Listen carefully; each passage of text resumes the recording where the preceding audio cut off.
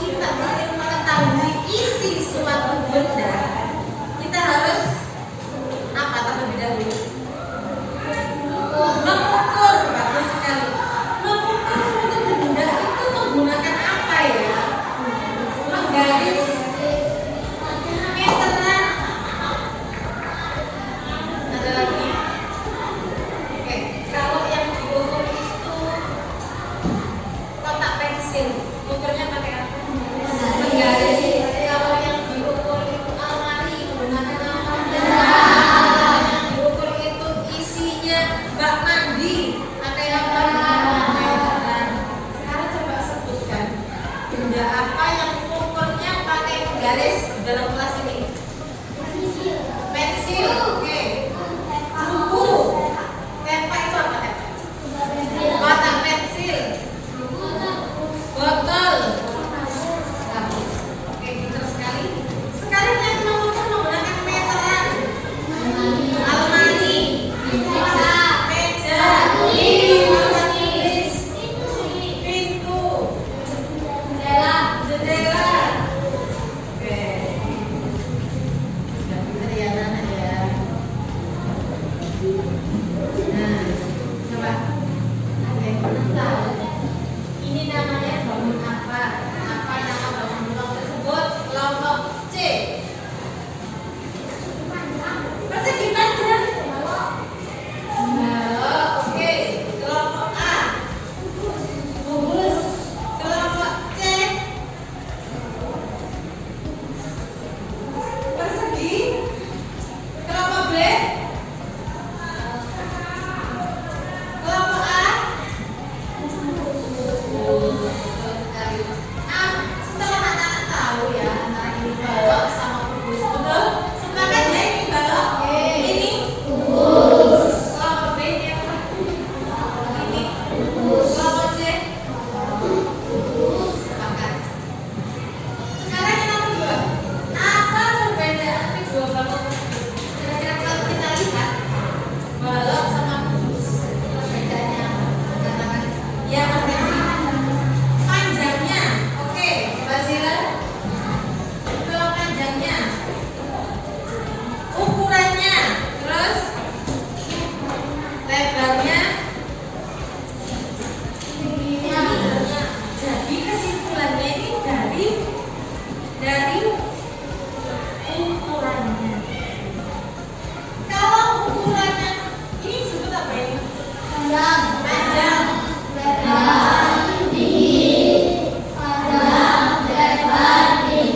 Kalau panjang lebar tingginya berbeda-beda disebut kalau panjang lebar tinggi semua angkanya sama.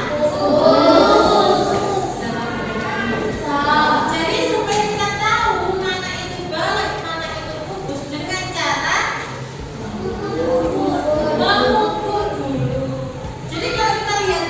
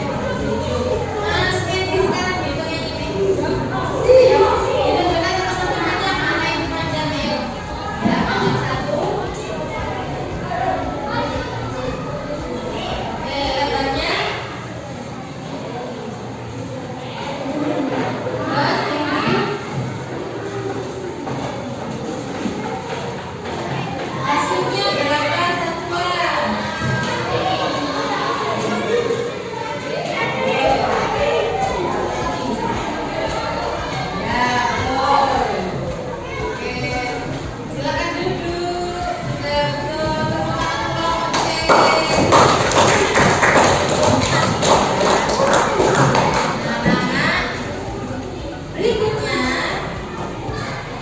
ini pengen tahu ya. Setelah pembelajaran volume, apa tadi volume? Ini rasanya bagaimana? Belum tentu semua senang dong. Coba Bu Silvi tanya dari Mbak Zila. Ini yang mana? Ini emosi apa ini? Bingung. Ini senang. Senang kan?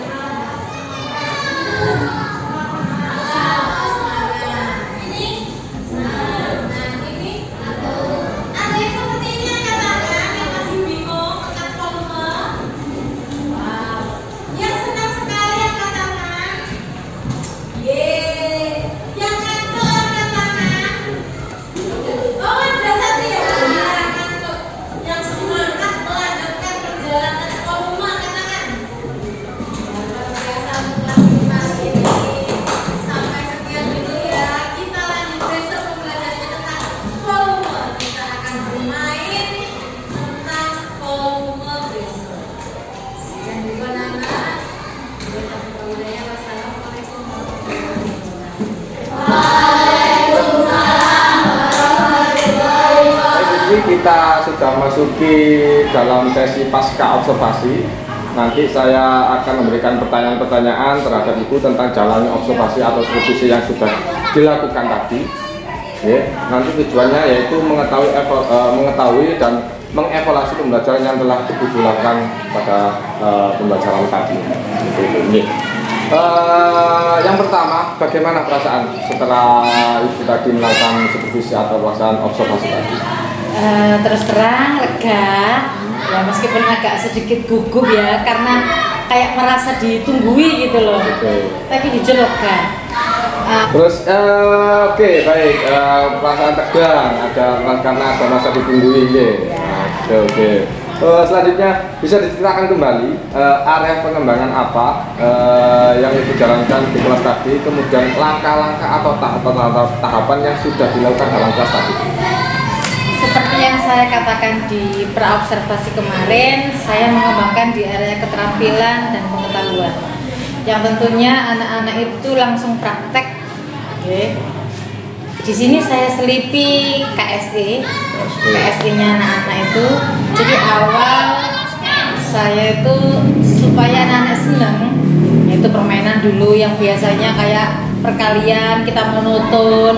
Nah, itu saya ganti dengan menyelipi perkalian dengan cara sweet perkalian. Di situ anak-anak sudah merasa senang. Kemudian saya tanya perasaan anak-anak di pagi hari. Mereka menceritakan melalui emosi yang mereka gambar. Meskipun yang mereka jelaskan hanya beberapa anak. Kemudian saya memberikan media yang disaksikan anak-anak secara klasikal. Kemudian saya membagi 3 kelompok sesuai dengan kesiapan belajar mereka, sesuai asesmen awal, yaitu yang sudah mampu sekali, terus kemudian yang masih belum sempurna, dan yang kelompok yang ketiga itu yang memang benar-benar skematanya masih kurang dalam tentang volume. Oh gitu ya. Jadi menurut Ibu pengelolaan tadi sudah berjalan dengan baik dan lancar sesuai dengan apa yang Ibu rencanakan tadi di awal pra-observasi ya. Jadi istilahnya sudah memenuhi istilah harapan Ibu tadi untuk pengembangan tadi. Oke.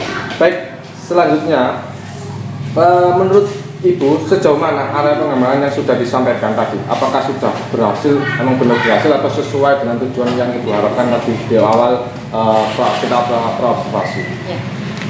Menurut saya sudah tercapai tujuan pembelajarannya. Mereka semua sudah mampu menghitung volume dengan versinya masing-masing sesuai kelompok.